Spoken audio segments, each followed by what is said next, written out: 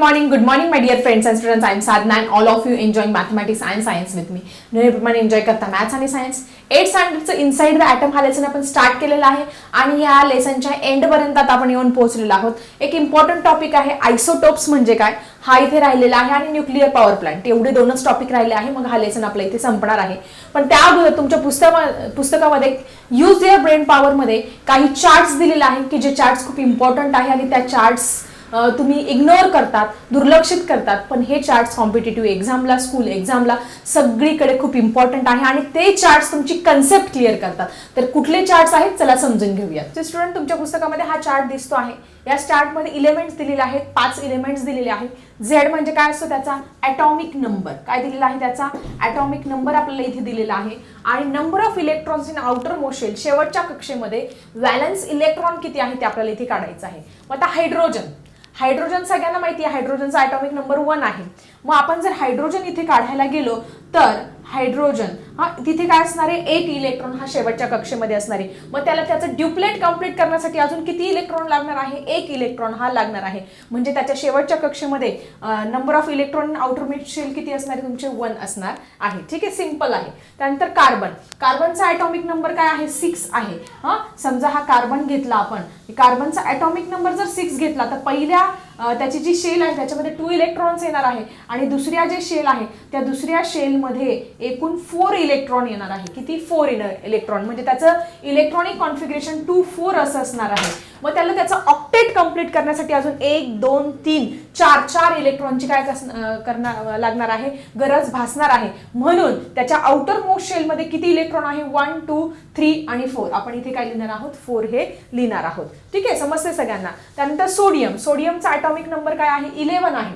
मग याचं जर इलेक्ट्रॉनिक कॉन्फिगरेशन आपण सोडियमचं जर दाखवलं तर पहिल्या याच्यामध्ये 2, दुसऱ्या याच्यामध्ये 8, 2 + 8 किती झाले 10, 10 + 1 11. म्हणजे शेवटच्या कक्षेमध्ये किती असणार आहे तुमचे 1 इलेक्ट्रॉन हा असणार आहे. मग हा 1 इलेक्ट्रॉन कोणाला तरी देऊन टाकतो आणि त्याची व्हॅलन्सी काय होत असते 1 होत असते. मग आउटर मोस्ट शेलमध्ये किती इलेक्ट्रॉन झाले त्याच्या 1 इलेक्ट्रॉन झाले. त्याचप्रमाणे क्लोरीन आहे.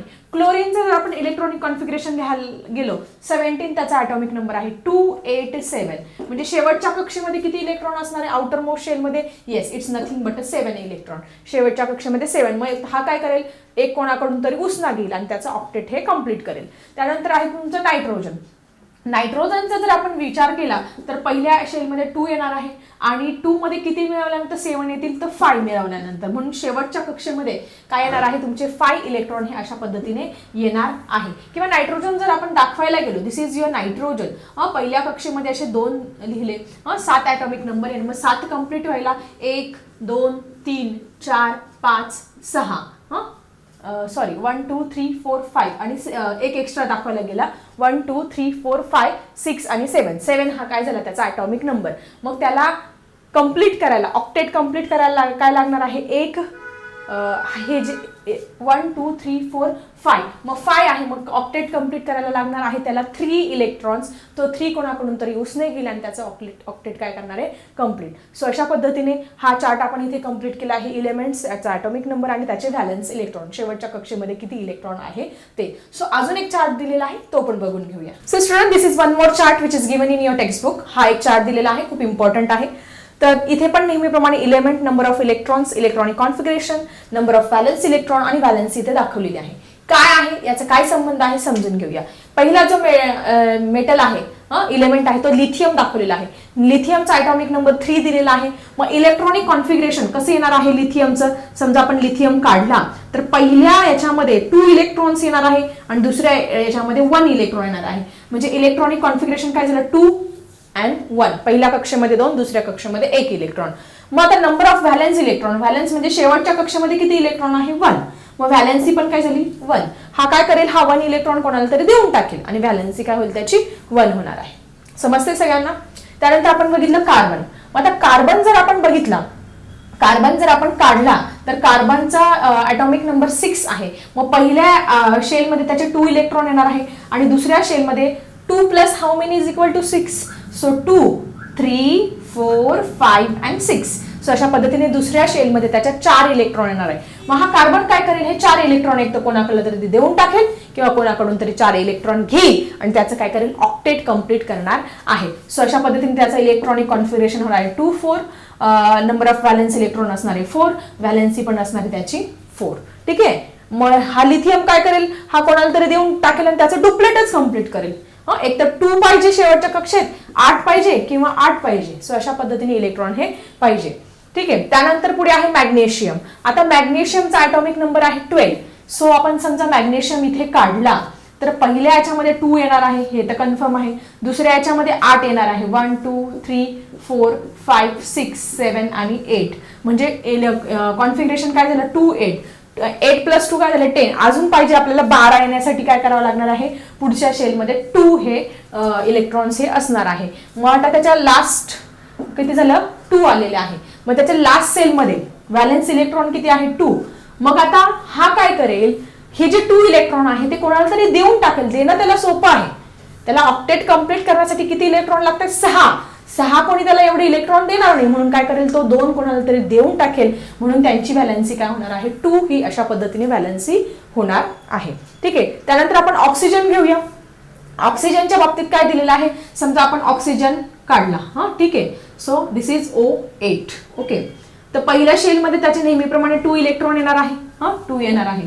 मग 8 कंप्लीट होण्यासाठी सेकंड शेलमध्ये किती असणार आहे, yes it's obviously 1 2 3 4 5 and 6 electron असणार आहे. हे 6 + 2 किती झाले त्याचे 8. So 2 and 6 this is the electronic configuration. Last शेलमध्ये त्याच्या 6 इलेक्ट्रॉन असणार आहे. मग आता हा 6 इलेक्ट्रॉन देण्यापेक्षा काय पसंत करेल, 2 इलेक्ट्रॉन कोणाकडून तरी घ्यायला प्रेफर करणार आहे. म्हणून तो 2 इलेक्ट्रॉन कोणाकडून तरी घेईल. घेतल्यानंतर त्याचं काय होणार आहे, इथे ऑक्टेट अशा पद्धतीने कंप्लीट होणार आहे. ठीक आहे. म्हणून तो काय घेईल, म्हणून तो 2 घेईल, म्हणून त्याची व्हॅलेन्सी काय असणार आहे, 2 ही असणार आहे. सो अशा पद्धतीने इलेमेंट, त्याचं number of electrons, electronic configuration, valence electron आणि व्हॅलेन्सी हे सगळं एकमेकांशी काय आहे, रिलेटेड आहे. So I think he concept तुमची छानपैकी क्लिअर झाली असेल. So student, let's see the next topic of this lesson. So student, आपला नेक्स्ट टॉपिक आहे या लेसनचा आयसोटोप्स. तुमच्या पुस्तकामध्ये पण इन्फॉर्मेशन दिलेली आहे.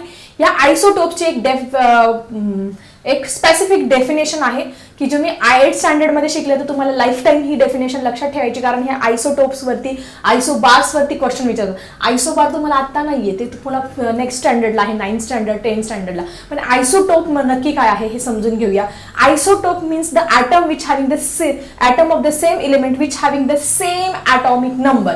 काय असतो, एक शॉर्टकट फॉर्म्युला लक्षात ठेवा. त्याचा काय असतो, same atomic number. Atomic number काय असतो, सेम असतो. म्हणजे तुमचा जो झेड असतो तो काय असतो, सेम असतो. But which having the different atomic mass number. Different atomic mass जो नंबर असतो, तो तुमचा ए असतो, तो काय असतो, त्याचा डिफरंट असतो. त्याला आपण काय म्हणत असतो, आयसोटोप्स म्हणत असतो. म्हणजे ज्याचा ॲटॉमिक नंबर झेड काय आहे, सेम आहे, but atomic mass number different आहे, त्याला आपण आयसोटोप्स म्हणत असतो. पुस्तकात डेफिनेशन दिलेली आहे, ती सगळ्यांनी लिहून घ्या, किंवा मी परत एकदा सांगते, तुम्ही नोट डाऊन करा. atoms of the same element which having the same atomic number but having the different atomic mass number is called as the isotopes of an element. मग आता आपण एक्झाम्पल द्वारे समजून घेऊया. फॉर एक्झाम्पल कार्बनचं एक्झाम्पल तुमच्या पुस्तकात दिलेलं आहे. आता कार्बनचे हे 3 आयसोटोप्स आहेत. 3 भाऊ आहेत. आपण काय म्हणू, 3 भाऊ आहेत हे. मग याचा ॲटॉमिक नंबर 6.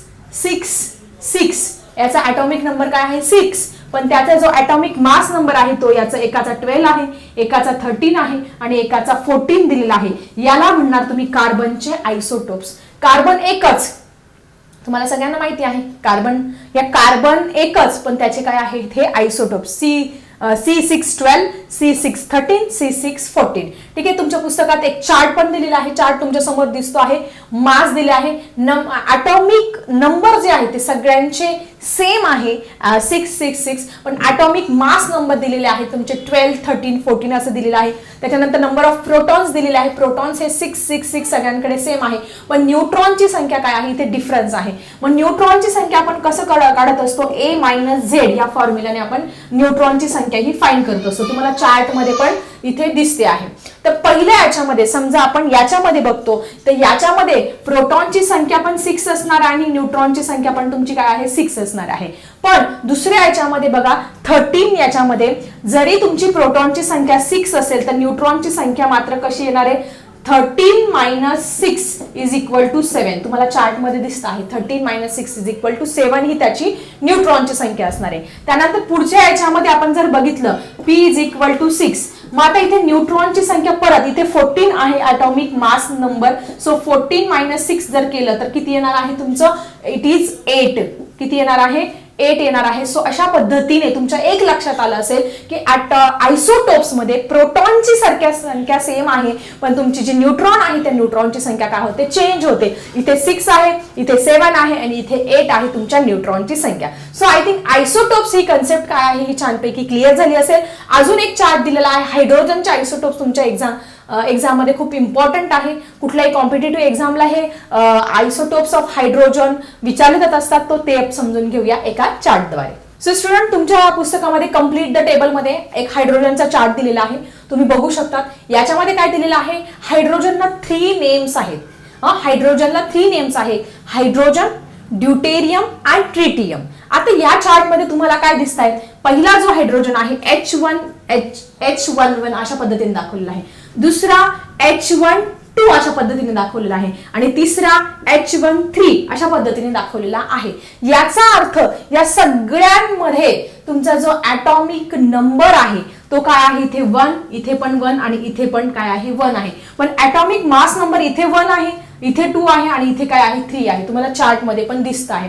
म्हणजे याच्यामध्ये प्रोटॉनची संख्या तर सेम आहे पण न्यूट्रॉनची संख्या मात्र काय दिसते तुम्हाला चार्ट मध्ये चेंज दिसते आहे.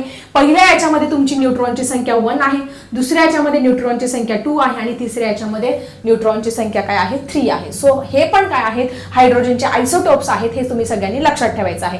याचे नेम काय आहे पहिल्याचं नाव आहे हायड्रोजन दुसऱ्याचं ड्यूटेरियम आणि तिसऱ्याचं ट्रिटियम अशा पद्धतीने लक्षात ठेवायचं. अशा पद्धतीने आपण आयसोटोप्स मध्ये कार्बनचे बघितले C612 C613 C614 हे एक बघितलं एक्झाम्पल. त्यानंतर आपण दुसऱ्या एक्झाम्पल मध्ये हायड्रोजनचे हायड्रोजन ड्यूटेरियम अँड ट्रिटियम हे 2 एक्झाम्पल बघितले. अजून एक बघूया क्लोरीनचं आयसोटोप की जे तुमच्या पुस्तकामध्ये दिलेलं आहे. त्यानंतर आपण बघणार आहोत क्लोरीन. आता क्लोरीनचे पण 2 आयसोटोप्स तुमच्या बुक मध्ये दिलेले आहेत चार्ट मध्ये पण तुम्हाला दिसत आहे. तर क्लोरीनचं पहिलं जे आयसोटोप आहे क्लोरीन त्याचा ॲटॉमिक नंबर आहे 17 आणि त्याचा ॲटॉमिक मास नंबर आहे 35. This is the first isotope of chlorine. त्यानंतर सेकंड आयसोटोप मध्ये क्लोरीनचा ॲटॉमिक नंबर सेम आहे 17 आहे पण त्याचा ॲटॉमिक मास जो नंबर आहे तो आहे 37 अशा पद्धतीने दिलेला आहे. मग या दोघांमध्ये काय फरक आहे त्याचा ॲटॉमिक नंबर सेम आहे ॲटॉमिक मास नंबर डिफरंट आहे. म्हणजे त्याची प्रोटॉनची संख्या किती आहे आणि न्यूट्रॉनची संख्या कशी काढायची आपण ते समजून घेऊया. मग आता प्रोटॉनची संख्या म्हणजे ॲटॉमिक नंबर आहे त्याच्यामुळे 17 ही तर प्रोटॉनची संख्या येणार आहे. मग आता न्यूट्रॉनची संख्या कशी काढणार मग आपण काय करणार या 35 मधून हे जर 17 मायनस केले तर न्यूट्रॉनची संख्या आपल्याला इथे मिळणार आहे 18. ठीक आहे. त्यानंतर इथे जर आपल्याला न्यूट्रॉनची संख्या काढायची असेल 37 मधून 17 जर मायनस केले तर आपल्याला न्यूट्रॉनची संख्या काय मिळणार आहे 20 मिळणार आहे. सो आयसोटोप या कन्सेप्ट मध्ये तुमच्या एक लक्षात आलं असेल the element of an atom which having the same atomic number but different atomic mass number is called as the isotope. त्याच्यामध्ये प्रोटॉनची संख्या सेम असते पण न्यूट्रॉनची संख्या काय असते डिफरंट असते. सो हे सगळं आयसोटोप विषय आय थिंक तुमच्या सगळ्या कन्सेप्ट क्लिअर झाले असेल. पण ह्या आयसोटोप मध्ये आपल्या प्रॅक्टिकल लाईफ मध्ये आपल्या डेली लाईफ मध्ये कुठे यूज होत असतो खूप इम्पॉर्टंट आहे हे आपल्या डेली लाईफ मध्ये हे आयसोटोप्स. कसा वाटला आजचा व्हिडिओ तुमच्या जर कन्सेप्ट क्लिअर होत असेल तर जरा कमेंट मध्ये लिहा. काही अडचण तुमचे डाऊट्स असेल तर ते पण लिहा. आणि सगळ्यात महत्त्वाचं व्हिडिओ जास्तीत जास्त शेअर करा जसा तुम्हाला फायदा झाला तसं सगळ्यांना होऊ द्या. चला भेटूया अशा इंटरेस्टिंग टॉपिकसह नेक्स्ट व्हिडिओमध्ये. आता मी थांबते. Bye everyone.